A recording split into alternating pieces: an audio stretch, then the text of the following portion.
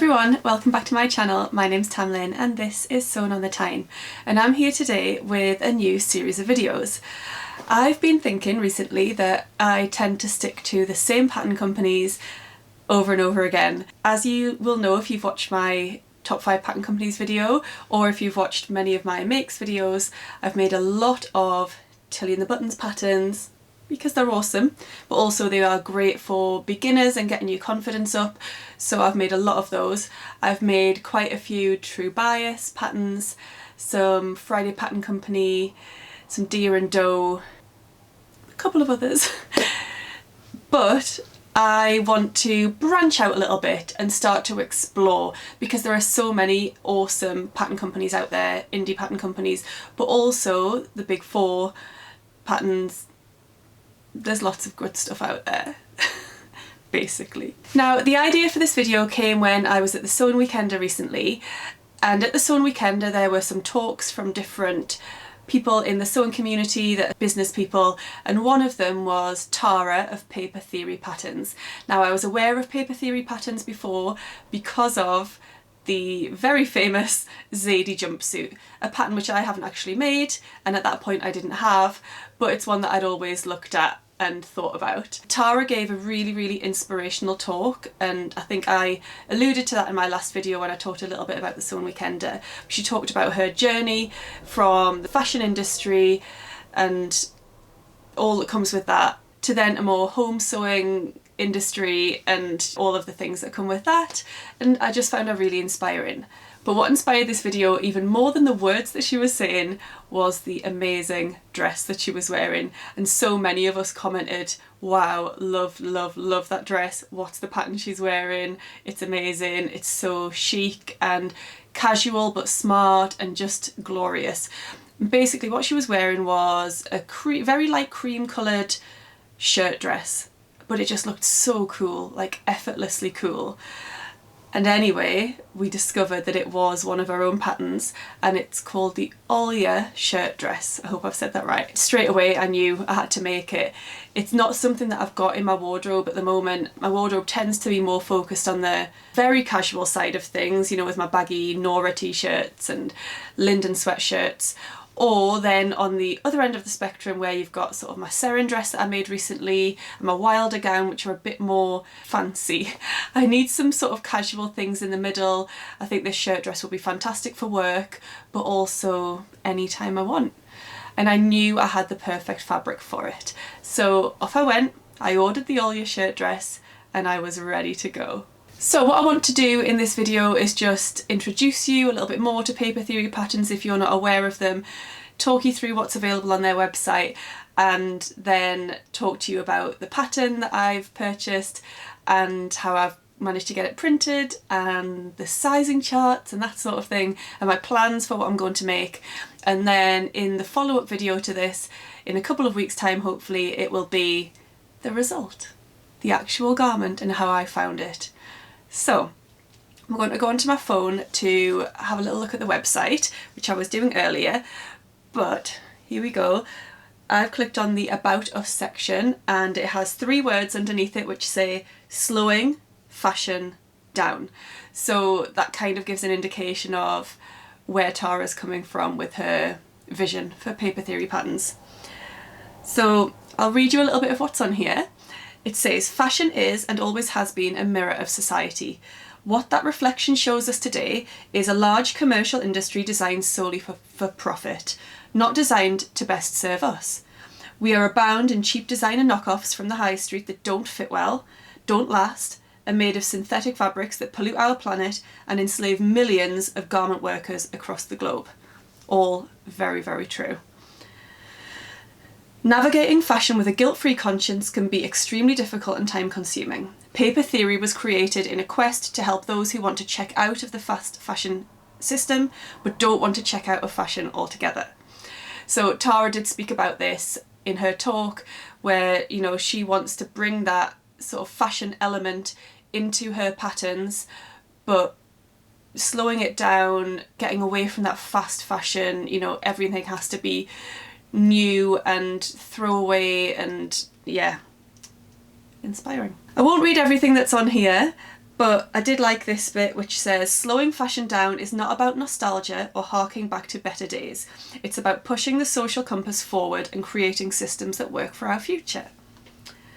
Paper theory patterns are simple in style, with clean, modern silhouettes referencing modernist design and heavily inspired by the workshop wardrobes of the most prominent female painters, sculptors, writers and crafters of our time.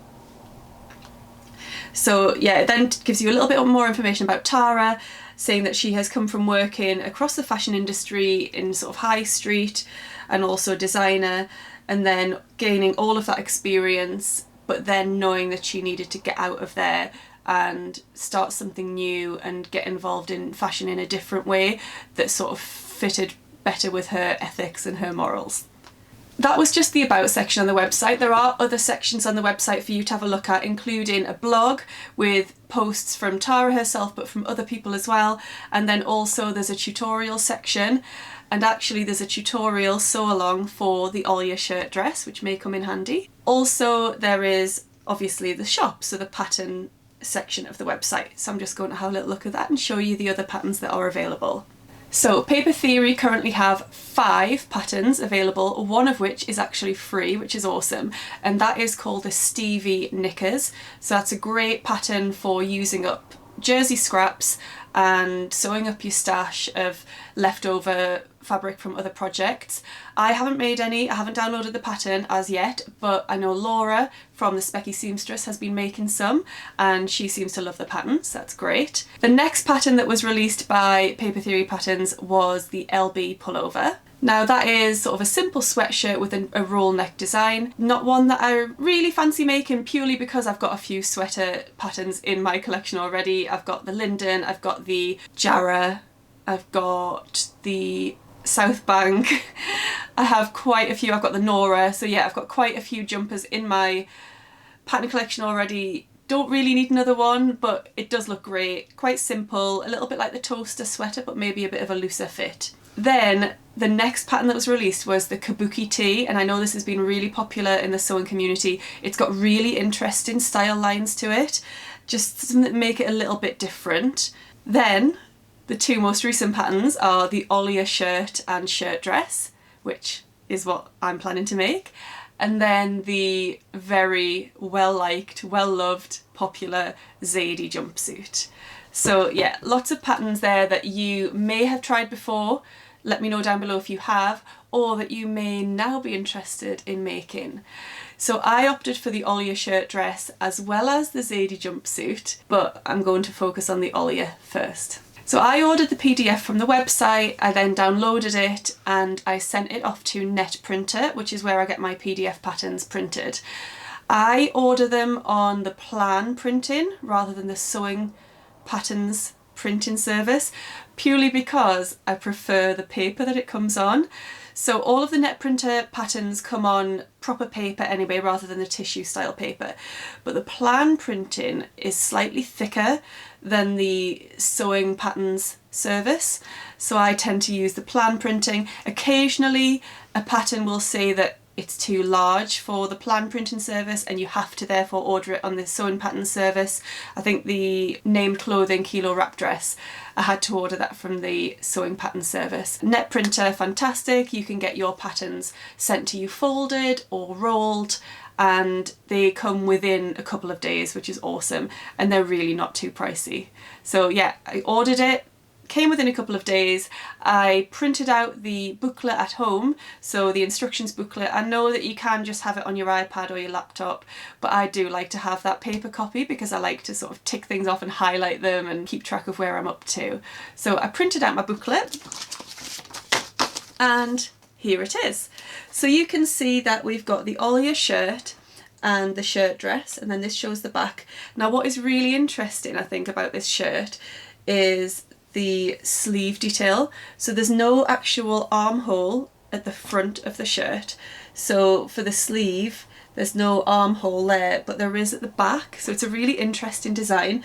It's designed to be oversized, so it's got that loose fit, although Tara does suggest inside that you can make it in a smaller size if you prefer a more fitted garment. So when you open up the booklet, you have got information about the pattern, and it talks about the style lines and the features of it. It then talks about the supplies that you need, and what I really liked was it actually tells you how much thread you need, which is awesome. I haven't come across that before, unless I just haven't noticed it in other patterns. But it tells you that here, one regular size spool, 100 millimeters? Yeah, 100 is enough to complete the shirt, but it may be that because I'm making the dress, it may be that I need a little bit more. So I'll probably purchase 2 just to be on the safe side. It then gives you all of the pattern pieces that you need for each garment, and then the size chart. So, like any other pattern, we've got the body measurement chart and the finished garment measurements, and then it tells you how much fabric you will need. There is a huge amount of ease in this pattern. As it says, it's designed to be oversized.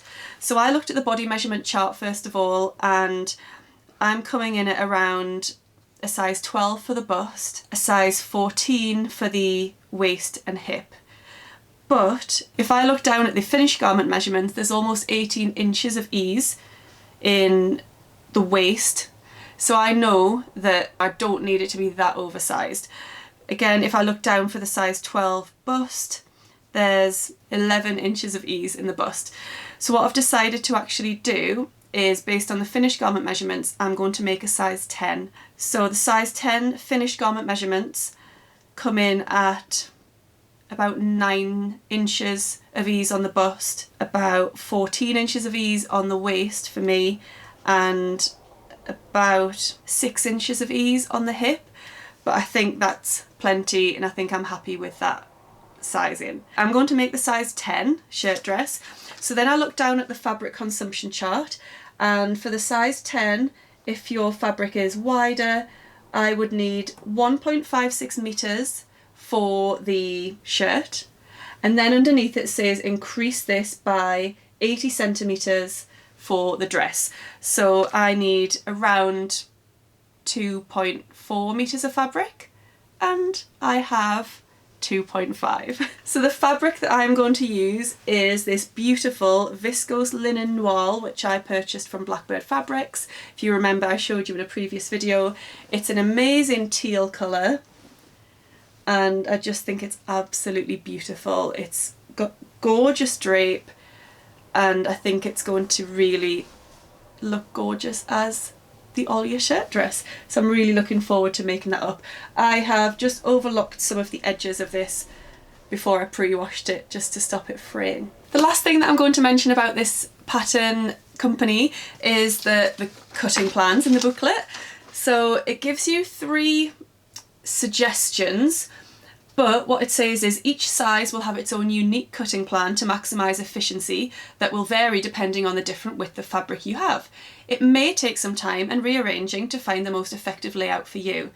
These examples are to scale and can be used as a starting point. So these are to just give you an idea of how you might go about it, but I think once you've experienced making a couple of patterns, you know that the layouts are just there as a guide, and actually you can save fabric by cutting out in a different way.